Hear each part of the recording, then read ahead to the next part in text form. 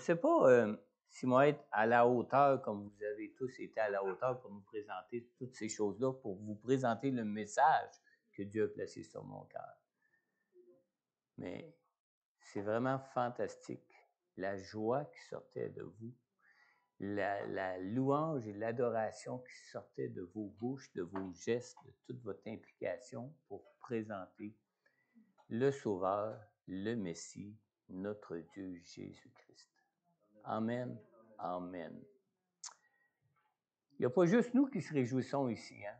Les anges du ciel se réjouissent. Et je crois vraiment qu'on a touché le ciel jusqu'à maintenant, là, puis qu'on s'est joint aux louanges des anges dans le ciel concernant la venue de Jésus dans ce monde.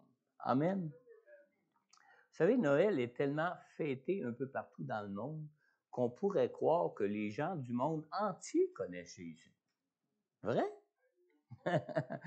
Si vous connaissez même quelqu'un qui est né le jour de Noël, ou dans les jours qui précèdent ou qui suivent immédiatement le jour de Noël, cette personne vous dira que tellement de gens fêtent Noël que presque tous oublient que c'est aussi leur anniversaire de naissance.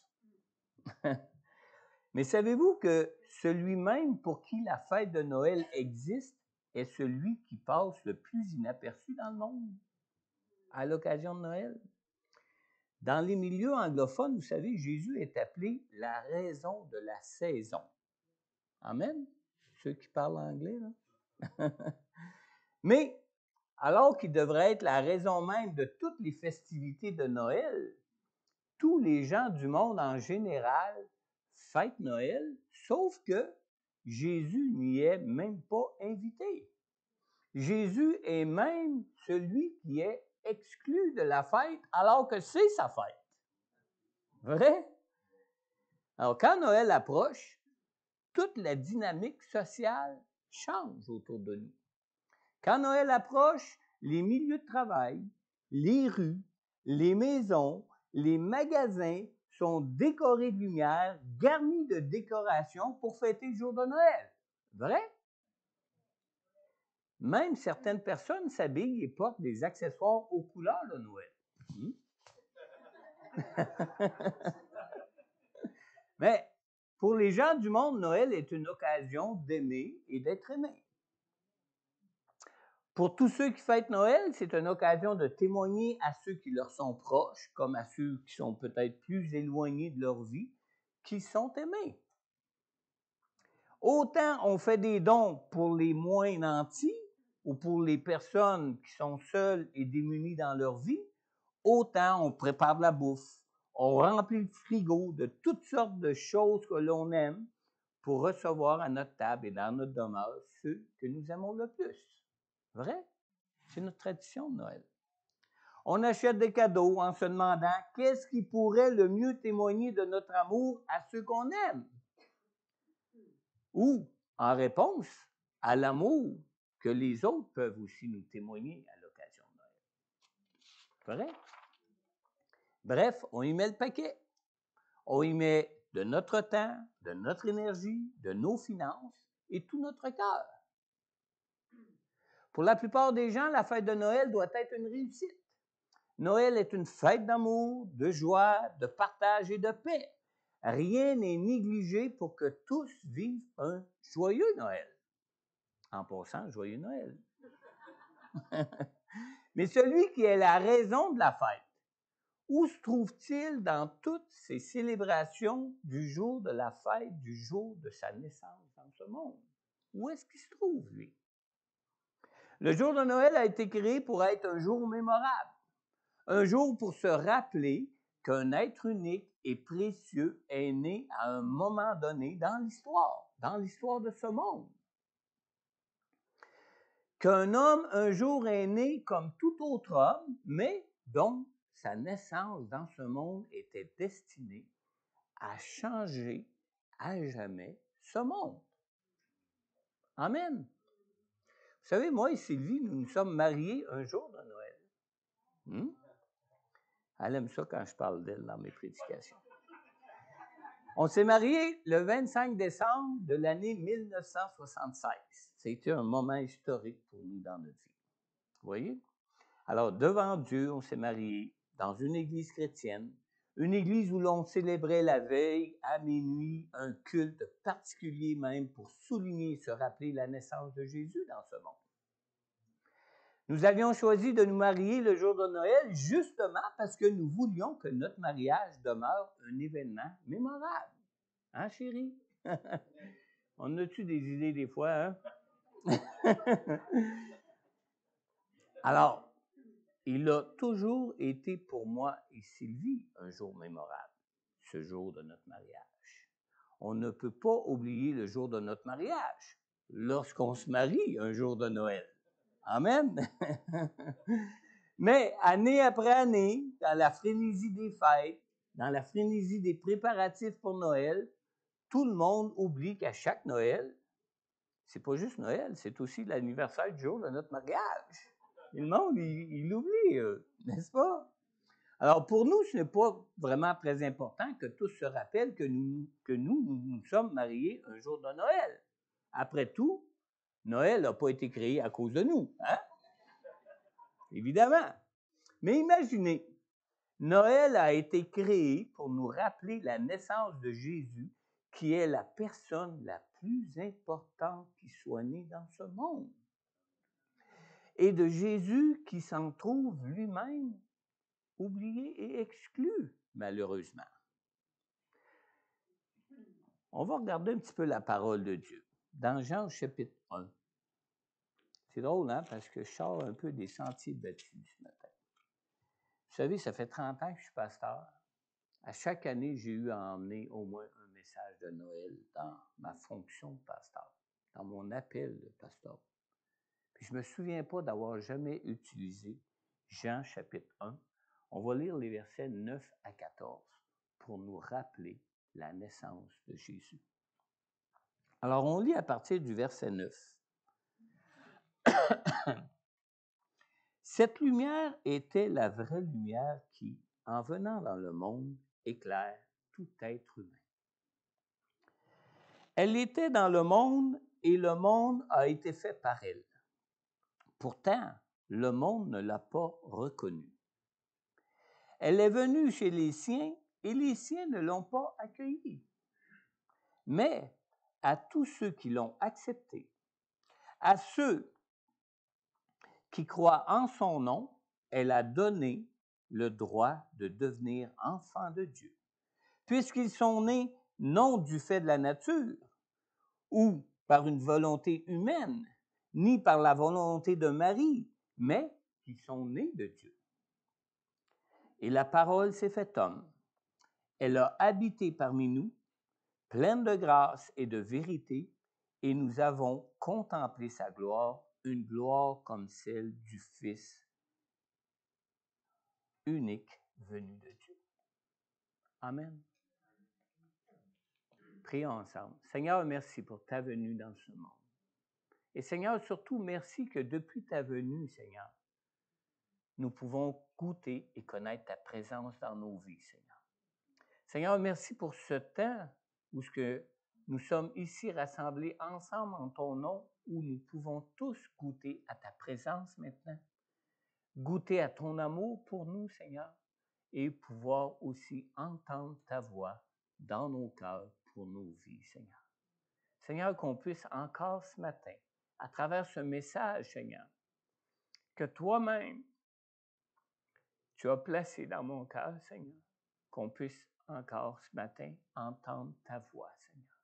Et surtout, goûter à ton amour et à ta présence pour être avec nous dans nos vies chaque jour, Seigneur. Dans le nom de Jésus, Père, je te le demande. Amen. Amen. Vous savez, j'ai intitulé ce message ce matin « Quand la fête devient la raison ». On vient de lire au verset 11 de Jean 1. Nous venons de lire que cette lumière est venue chez les siens et les siens ne l'ont pas accueillie. Alors, vous savez, la fête de Noël comporte des traditions qui ont toutes comme référence la naissance de Jésus dans ce monde. Toute tradition se rapporte toujours à un événement précieux que l'on veut se rappeler d'année en année, tout au fil des ans.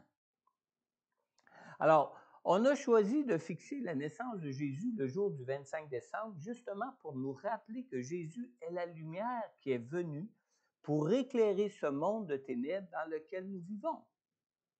D'ailleurs, toutes les décorations de lumière et les couleurs brillantes de nos décorations de Noël nous rappellent que la vraie vie que la vraie vie ne se trouve que dans la lumière. Amen. On a lu au verset 9 tantôt, nous avons lu que Jésus était la vraie lumière qui, en venant dans le monde, éclaire tout être humain. Alors, ce monde fête Noël au moment de l'année où la clarté du jour recommence à se pointer plus longtemps et gagner du temps de jour en jour au cours de l'année. Mais savez-vous, même si le jour peut briller de sa pleine clarté comme à l'heure du midi, il faut vouloir sortir de notre trou pour l'accueillir. Amen. Il faut vouloir sortir de notre trou pour l'accueillir. Même si à partir du 25 décembre, les journées commencent à s'allonger, vous savez que les animaux qui hibernent restent encore cachés un bon bout de temps dans leur trou avant d'en sortir.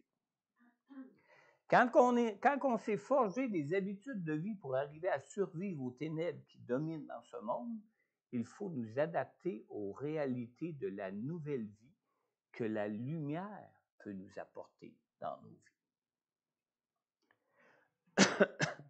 Sans lumière, la vie, avec toute l'abondance que l'on pourrait même souhaiter, ne peut même pas exister. Même pas. Depuis que le prince des ténèbres a fait entrer le péché dans le monde, ce monde s'est donné toutes sortes de lumières, toutes sortes de fausses lumières. Pas une vraie lumière qui peut chasser les ténèbres, mais ils se sont inventés des lumières inventées par des hommes inspirés par le prince des ténèbres pour réussir à briller même au milieu des ténèbres. Dans le verset 10 et 11 de Jean 1, on a lu le verset qui nous parle de la vraie lumière, nous dit qu'elle était dans le monde et le monde a été fait par elle. Pourtant, le monde ne l'a pas reconnue. Elle est venue chez les siens et les siens ne l'ont pas accueillie. Alors, tout ce qui intéresse certaines personnes n'est pas d'avoir la lumière, mais simplement de pouvoir briller dans les ténèbres. Alors, ces mêmes personnes peuvent même avoir peur de la vraie lumière et préférer demeurer dans leurs ténèbres. Dans Jean chapitre 12, dans le verset 39 et 40, Jésus nous dit que Ésaïe a dit encore pourquoi ils ne pouvaient pas croire.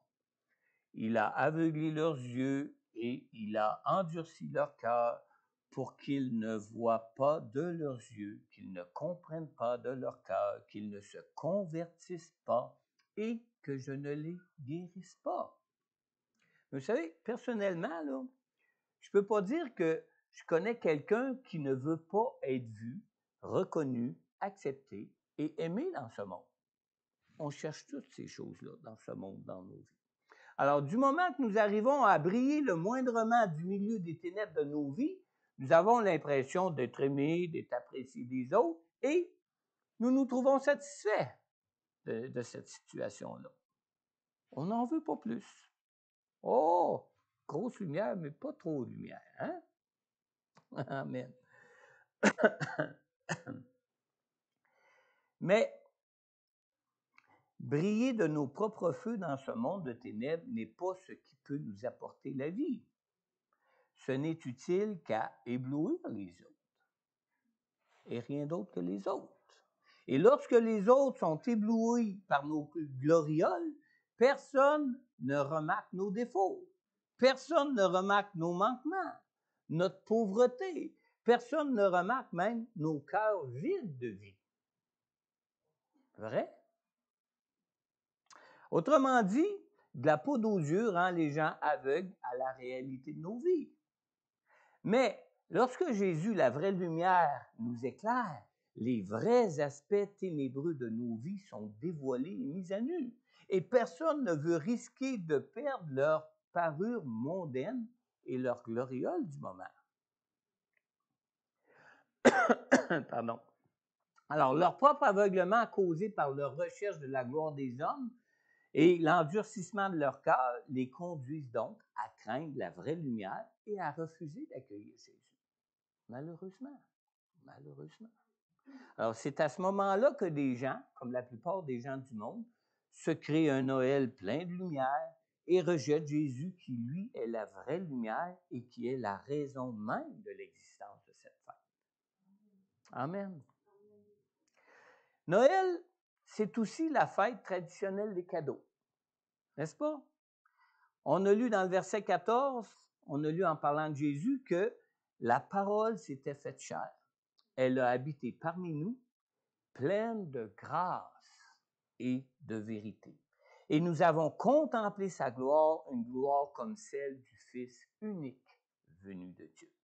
Alors, quand nous lisons que Jésus est venu parmi nous plein de grâce et de vérité, nous pourrions traduire ce texte en disant que Jésus est venu avec plein de cadeaux de Dieu et avec la vérité de Dieu. Amen. Vous aimez ça, les cadeaux? Moi, j'aime ça, les cadeaux. Je ne connais pas personne même qui n'aime pas les cadeaux. Mais Jésus est venu avec plein de cadeaux de Dieu pour nous, pour nos vies. Amen. Alors, la naissance de Jésus dans ce monde, dans une nature d'homme comme la nôtre, est en soi un cadeau de Dieu pour des personnes imparfaites, comme nous le sommes tous. Dans Éphésiens 2, versets 8 et 9, on lit, la parole de Dieu nous dit, « En effet, c'est par la grâce que vous êtes sauvés. » Ou autrement dit, c'est un cadeau de Dieu, par le moyen de la foi. Et cela ne vient pas de vous. C'est le don de Dieu. C'est le cadeau de Dieu. Ce n'est pas par les œuvres, afin que personne ne puisse s'en vanter ou s'en faire une gloriole pour sa vie. Amen. Alors, vous savez, si nous avions à payer de nous-mêmes pour tous les cadeaux que nous recevons de tous et de chacun à Noël, ça ne serait pas un cadeau. Surtout que moi, j'en reçois beaucoup de cadeaux. Il faudrait que j'ai les moyens de payer ces cadeaux-là qu'on m'offre si ce n'est pas un cadeau. Amen. Alors, nous serions tout de suite affairés à envoyer très tôt nos cartes de Noël à tous ceux que nous savons qui nous aiment pour leur dire « Joyeux Noël! Mais s'il vous plaît, pas de cadeau cette année, hein? » Et parce qu'en sous-entendu, on leur dirait « J'ai pas les moyens de payer le prix du cadeau que vous voulez me faire. » Hein? Mais Dieu connaît notre pauvreté. Dieu connaît combien on est pauvre dans cette vie. C'est un cadeau qu'il nous offre, sa grâce, un don de sa part, ou ce qui nous offre un cadeau d'une valeur incommensurable. Ça se dit-tu ça? Oui. Inestimable, précieux, pour Dieu, comme dirait Roland. Je l'ai endormi, je pense.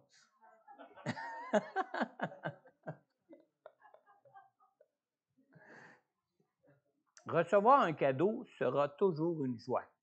La naissance de Jésus dans ce monde a été accueillie avec la plus grande joie de toute joie comme on n'avait encore jamais connu dans ce monde.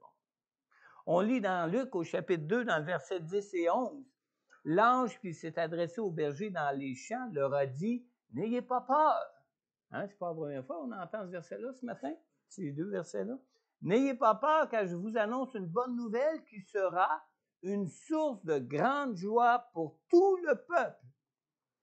Aujourd'hui, dans la ville de David, il vous est né un sauveur qui est le Messie, le Seigneur. » Alors, on a bien lu ici, une source de grande joie. C'est ça que c'est Noël, une source de grande joie. Alors, si les gens de ce monde qui croyaient en Dieu à cette époque ne pouvaient qu'être joyeux d'apprendre la naissance du Messie promis par Dieu, c'était à cause d'une chose, c'est qu'ils savaient qu'ils n'avaient pas la capacité de pouvoir se sauver eux-mêmes, qu'ils n'avaient pas ni la capacité, ni la force, ni le moyen de pouvoir se sauver eux-mêmes et qu'ils voyaient vraiment ça comme une grâce et un cadeau de Dieu pour eux. Amen. Notre Dieu, c'est un Dieu d'amour. Et dans son amour pour nous, Dieu s'offre à nous comme des parents aiment leurs propres enfants. Quel parent abandonnerait son enfant à ses manquements et à son incapacité de prendre soin de lui-même pour arriver à son plein épanouissement? Aucun parent. On veut tous que nos enfants soient pleinement épanouis pour leur vie. On les aime tellement. Et c'est la même chose que Dieu, pour Dieu face à nous. C'est notre Père céleste. C'est notre Créateur. Et non seulement il nous s'est perdu et sans force pour connaître la vie et la vie qu'il veut pour nous. Il a tellement un grand amour pour nous que lui-même s'est donné en cadeau pour que nous ayons la vie et que nous l'ayons en abondance. La venue de Jésus dans ce monde de ténèbres nous a apporté toutes sortes de grâces, toutes sortes de cadeaux de la part de Dieu, d'un Dieu qui nous aime d'un amour inconditionnel. Vous savez ce que ça veut dire, ça, inconditionnel? Ça veut dire que c'est pas parce que tu fais une bonne chose pour moi que je t'aime, même si tu es un meurtrier, même si tu es un voleur, même si tu es un menteur, même si tu as une faiblesse quelle qu'elle soit, Dieu t'aime pareil. Amen. Et il est mort sur la croix, il est venu pour mourir sur la croix pour toi, alors même que nous étions ennemis de Dieu. Amen. C'est d'ailleurs ce qui fait de Noël un jour historique, un événement mémorable que nous avons tendance à oublier. Avec tout le modernisme, toute la technologie que nous nous sommes donnée dans ce monde, sans même nous en rendre compte souvent, nous échangeons la vraie lumière qui nous donne la vie pour de faux luminaires inventés et créés par des hommes qui, eux, ont rejeté le Messie envoyé de Dieu. On lit dans Luc au chapitre 4, on va lire le verset 18 et les versets 21 et 22.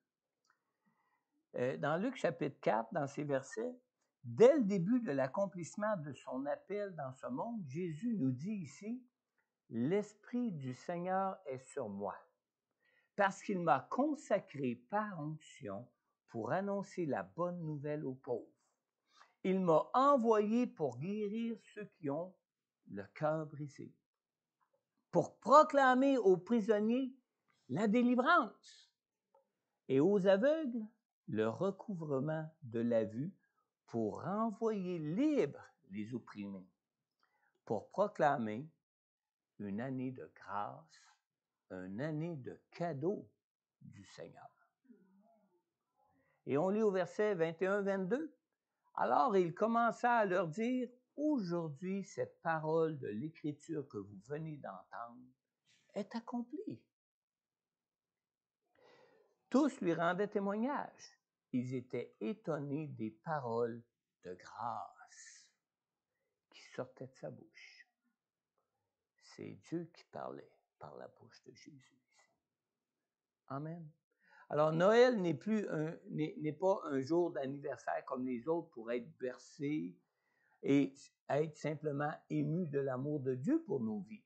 Noël est le rappel que Jésus est déjà venu dans ce monde avec toutes les grâces que Dieu veut pour nous dans nos vies ici-bas pour nous combler de sa vie et de la vraie vie et pour chasser les ténèbres de nos vies.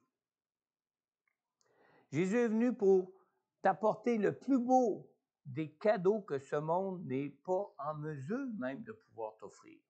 Un cadeau que tu n'es même pas en mesure de pouvoir toi-même te procurer ou t'offrir. Le cadeau de la vie, le cadeau d'une toute nouvelle vie, le cadeau de la vraie lumière qui, elle, apporte la vie, qui apporte la vraie vie. Amen.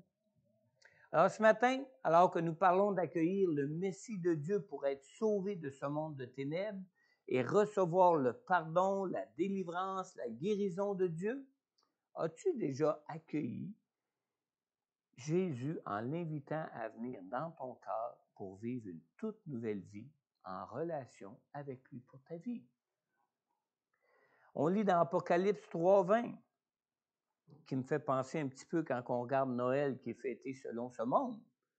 Jésus te dit, « Voici, je me tiens à la porte et je frappe. » Il aimerait être là de la fête de Noël, lui aussi. Il est là à la porte et il frappe. Et il dit, « Si quelqu'un entend ma voix et ouvre la porte, j'entrerai chez lui, je souperai avec lui et lui avec moi. » Alors, si tu n'as encore jamais accueilli Jésus en l'invitant à venir dans ton cœur pour être le Sauveur et le Seigneur de ta vie, tu ne peux recevoir toutes les grâces, tous les cadeaux que Dieu veut pour toi, pour ta vie. Alors, la seule façon d'être sauvé et de recevoir les grâces de Dieu pour toi, c'est d'établir vraiment une relation de foi vivante en Jésus par la personne du Saint-Esprit qui nous est donnée. Dans Jean 3:3, Jésus a dit à Nicodème, qui était pourtant un homme qui croyait en Dieu, il lui a dit, « En vérité, je te le dis, à moins de naître de nouveau, personne ne peut voir le royaume de Dieu. » Alors, ce n'est que par une nouvelle naissance, par l'Esprit de Dieu en Jésus, que ton cœur peut être conduit pour connaître Dieu, connaître sa lumière dans ta vie. Donc, ce matin, alors que nous nous tenons présentement dans la présence même de Dieu, si tu veux recevoir Jésus non seulement comme Sauveur, mais aussi comme Seigneur pour accueillir sa lumière qui donne la vie, je t'invite simplement à adresser cette prière au Seigneur avec moi. Simplement la répéter dans ton cœur d'une façon sincère et Dieu entend nos cœurs. Dieu entend nos prières. Père céleste, je crois en ton amour pour moi et je crois que tu as envoyé ton Fils Jésus pour que ta lumière vienne éclairer mes ténèbres. Je reconnais que je suis sans force. Je reconnais que je n'ai aucune capacité pour me racheter moi-même de ce monde de ténèbres. Alors, Seigneur Jésus, je t'ouvre maintenant tout mon cœur. Et je te prie, Seigneur, d'entrer dans ma vie maintenant. Père céleste, merci du cadeau de ton pardon gratuit pour mes péchés. Merci, Seigneur, que tu me donnes en Jésus ce pardon gratuit, ce cadeau de ta grâce pour que je sois pardonné et réconcilié avec toi, Père. Et je te remercie, Père, pour ton Fils unique qui est venu dans ce monde pour me sauver de mes ténèbres. Alors ce matin, si tu écoutes l'enregistrement de ce message et que ce matin, tu as adressé cette prière à Dieu pour la première fois de ta vie pour recevoir Jésus dans ton cœur maintenant, n'hésite pas à prendre contact avec moi. En retour, je pourrai prier pour toi personnellement et répondre à toutes tes questions sur Jésus et sur sa venue dans ce monde pour que tu connaisses la présence de Dieu par le Saint-Esprit en toi, dans ta vie. Je tiens aussi même à t'inviter à venir nous rencontrer ici à l'Église afin que tu ne te prives d'aucune des grâces que Dieu veut pour toi. On lit dans Actes 2, 47, la parole de Dieu nous dit que le Seigneur ajoutait chaque jour à l'Église, à son Église, ceux qui étaient sauvés. Alors, en tant qu'enfant de Dieu, le Seigneur Jésus veut t'entourer de son amour et t'entourer de tous les soins de sa famille, de la famille de Dieu ici-bas sur terre. Aussi, peut-être, si tu es de ceux ou de celles qui avaient déjà fait cette prière auparavant dans votre vie, mais que Noël est devenu pour toi peut-être plus une fête de la lumière des hommes plutôt qu'un rappel de ton besoin d'accueillir Jésus, de recevoir la vraie lumière qui peut t'apporter la vraie vie de Dieu pour toi. Alors ce matin, je t'invite donc à lui ouvrir la porte de ton cœur et à prendre du temps de prière pour confesser tes manquements au Seigneur afin qu'il te pardonne et qu'il te purifie lui-même par son sang versé à la croix pour toi. Alors, si tu nous écoutes en ligne, je t'invite aussi à prendre contact avec moi pour que je puisse aussi prier avec toi. Et je tiens aussi à t'inviter à venir nous rencontrer ici à l'Église afin que tu ne te prives d'aucune des grâces, d'aucun des cadeaux que le Seigneur Jésus veut pour toi.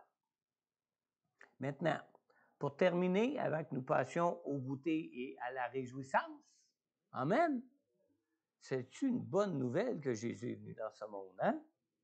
Alors, durant que nous adresserons un dernier chant de louange et d'adoration à Dieu ce matin, si tu es de ceux qui sont présents ici à l'Église ce matin et que tu te sens concerné par l'un ou l'autre de ces deux appels ce matin, je t'invite simplement à t'avancer ici à l'avant pour que je puisse prier pour toi dès maintenant, qu'on puisse vraiment se tenir ensemble dans la présence de Dieu qui est lui-même présent présentement au milieu de nous.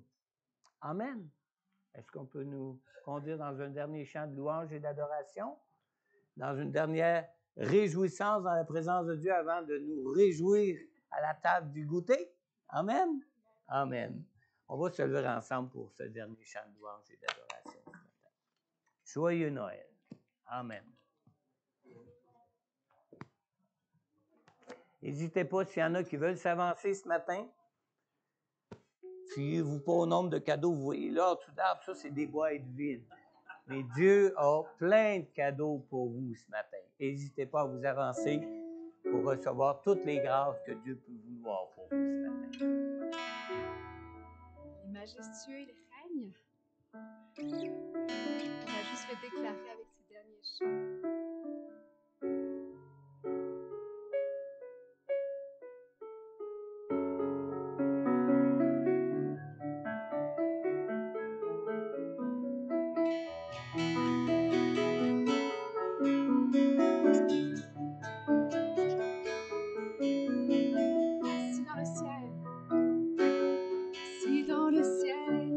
Ton trône éternel, tu règnes à jamais. Vêtu de splendeur, entouré d'honneur et de majesté, les anges chantent à toi la gloire.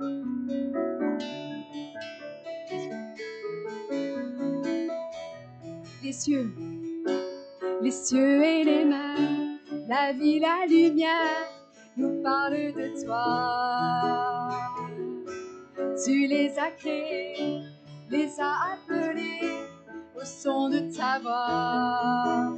La terre chante majestueux, souverain,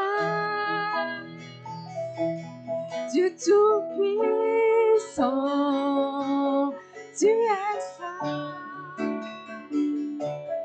La création, le temps long, tout l'univers déclare à toi la gloire.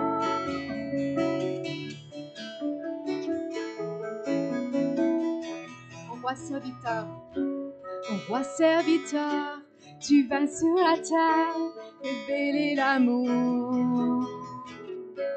Divin créateur, merveilleux sauveur, tu vis pour toujours. Tes enfants chantent majestueux, souverain, Dieu tout-puissant, tu es saint. La création, le ton tout l'univers déclare majestueux, souverain, Dieu tout-puissant, tu es saint. La création,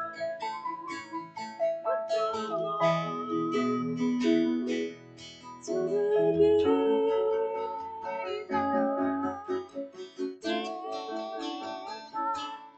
tout l'univers